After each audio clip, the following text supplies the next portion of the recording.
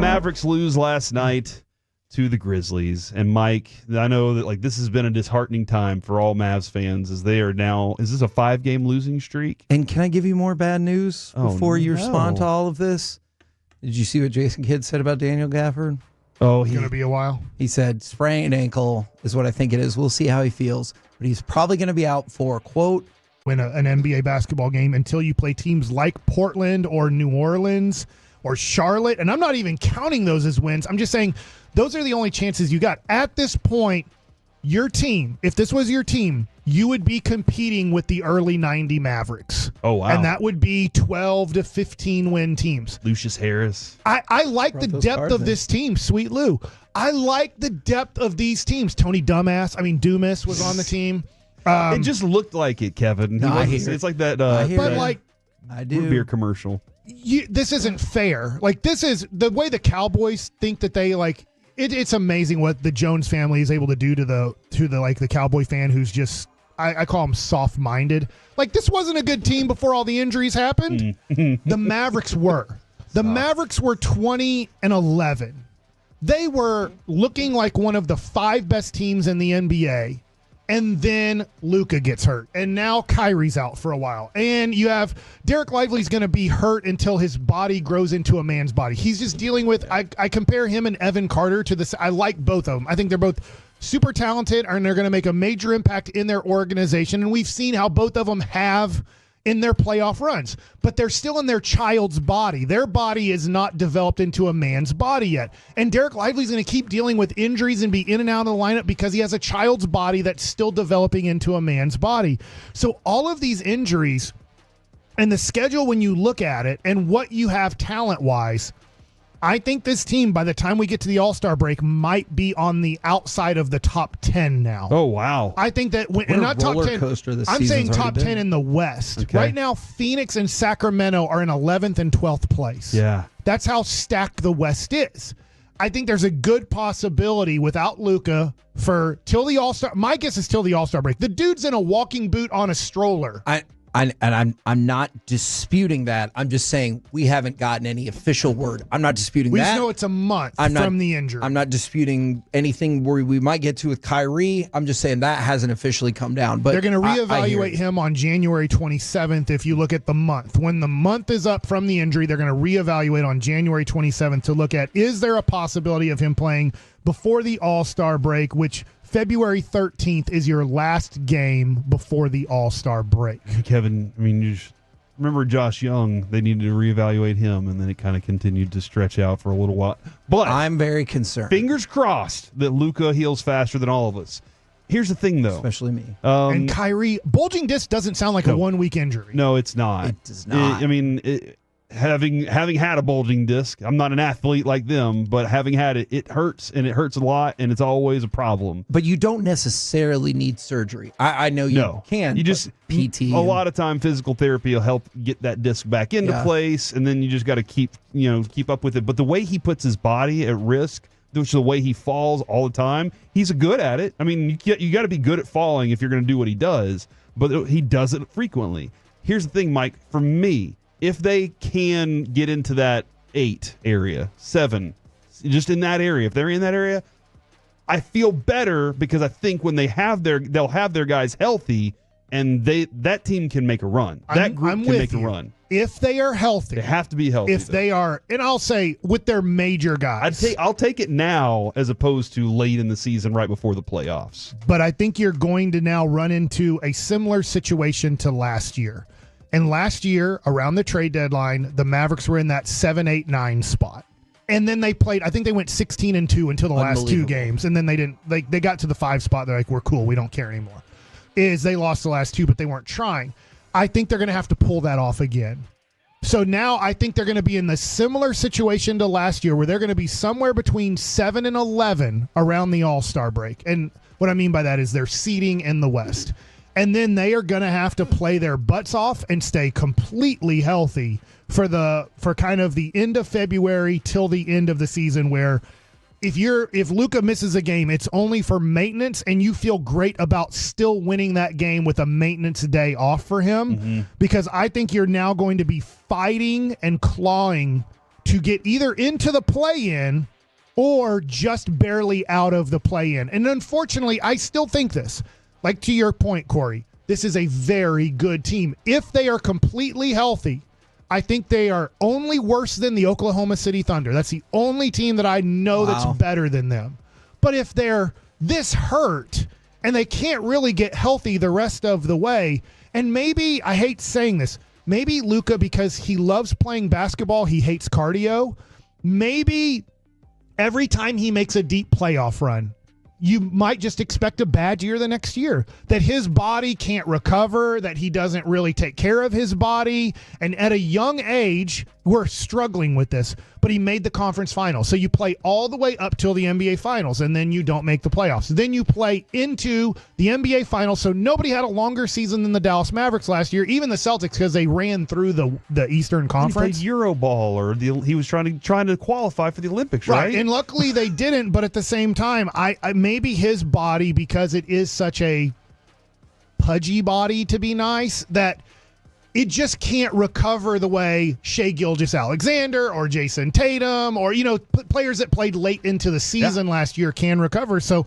maybe we're just going to have, through the Luka era, is going to be a every other year era where he plays great and you make a great playoff run, and then his body cannot recover to play the next year and make a great playoff run. I don't know. This is I think this is a valid question and a really good conversation piece here from the 817.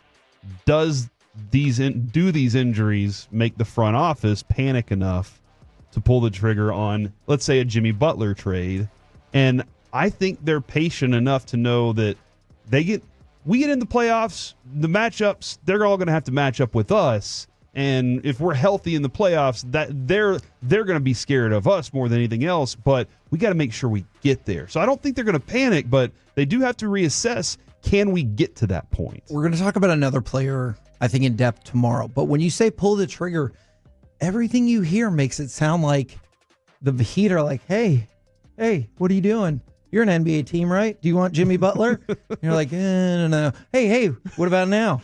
And it sounds like that might not cost you that much. I still don't think that's what you're looking for.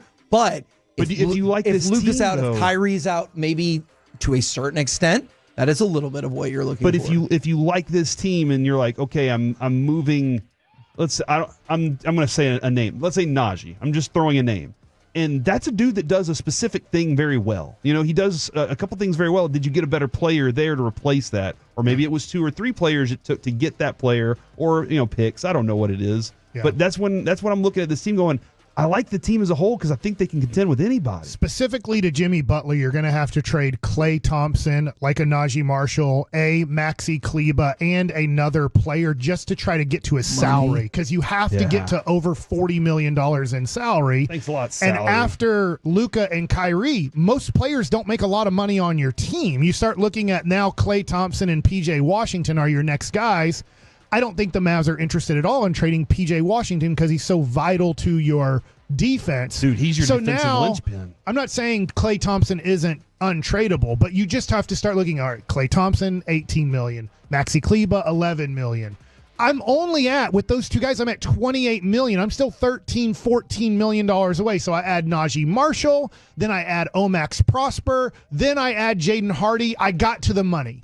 I finally got to the number I needed to get to, even though I'm trying not to, even though if, let's say, Miami's like, we don't even want a lot. We just want a first-round draft pick.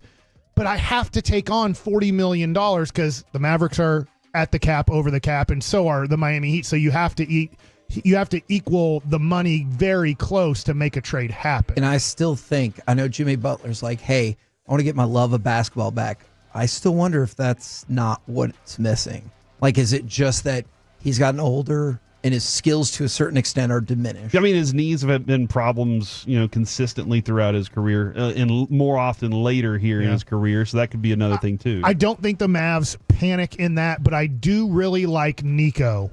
So Nico, I'll compare this. This isn't a whole segment, but I'll do this. Mark Cuban decided to go down the Jerry Jones route, right? Okay. I think most everybody can agree. We saw that. And look, where I think it really turned for him, for Mark Cuban, and I don't know this, is when the Jason Kidd trade fell through. If people don't remember this, the Mavericks traded for Jason Kidd, and it fell through because Devin George said no to the trade. he had a full no trade clause, and it was like, well, it's fallen through. We can't get it done without this. And Mark Cuban stepped in for Donnie Nelson and said, I'll figure this out. And he called up Keith Van Horn and he offered him a fake contract. And like all of a sudden he now gets $4 million the rest of this season. He's not even playing in the NBA, not even getting paid any money. But Mark Cuban stepped in, and without Mark Cuban, you don't get Jason Kidd. Without Jason Kidd, you don't get an NBA championship. So just like you could look at Jerry Jones and certain things that he did to help win 3 championships and then totally destroy the Cowboys forever, is Mark Cuban started destroying the Mavericks forever. It started looking really bad. But I think Mark Cuban, I'll give him credit here. He goes, I'm actually not good at this. I've been trying this for like 7-8 years on my own with just having Donnie as like a figurehead, and then I have Vegas Bob helping me out and stuff. But it was Mark Cuban being the general manager, and it was going to crap. And then he said, screw it. I've kind of screwed this thing up good enough. I don't want to do this. But let me see if this Nico guy, if he does as bad as I'm doing, I'll just go back to doing it. And I get he sold most of the team now. But I do give Mark Cuban credit for this. He started going down the Jerry Jones route, and within about a 7-year period, he goes, I suck at this. I'm not good at this. I thought I was going to be great at this. I've been great at a lot of things in life. I'm not great at this. Jerry refuses to see how bad he is at it, so we just have to keep going down the route with him. But I give Mark Cuban credit, and so this is where I'm going. Realizing he's an entrepreneur, not a business runner. Is that Nico has done such a tremendous job in a small amount of time.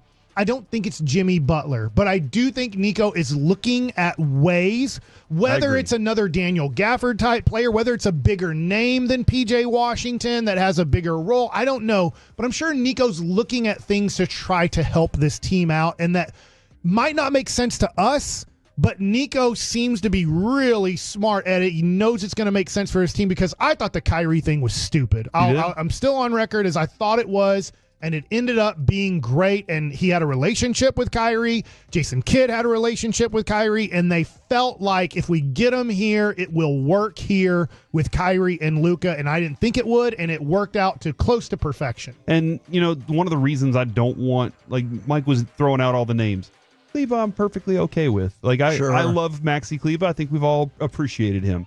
I don't want to move on from a Klay Thompson for multiple reasons. One, convincing him to get here was a big deal, and especially for future free agents too. You think that makes you look bad? That's a seed planted. But I'm with you. The other thing too is if this season, if you get to that opportunity to get to the Western Conference Finals again, you have 2 guys that have won championships, and you don't have that with anybody else. You have Kyrie and Klay Thompson, and that room, if they both agree while they're going through the, hey guys, it's one game. We'll get back at it tomorrow night, and we'll get our chance. Hey, get us to a game 5, and we'll take care of business here. That's 2 voices that I think people really trust and can say, I believe in that, in addition to Luka, who's never gotten over the top of it. Now, here's real quick. I know we're out of time, but here's the scary thing. You play Los Angeles. They're playing pretty well right now. You're probably taking a big L there. Portland is a winnable game. Then you play Denver back-to-back. Those are both L's. You're not going to have Kyrie or Luka in those games, and probably not even Gafford, too. So trying to have a tandem to try to help out on Jokic is gone, because Gafford probably won't be in those games. Then you're at New Orleans, winnable game, but you are down to like what New Orleans is playing with. You're playing with all of your role players with no stars. And then you play Oklahoma City. You're going to get blown out there. At Charlotte, winnable game. And then you play Minnesota and Oklahoma City. Then Boston, like you're probably going to be very close to, if not below 500 by January 26th.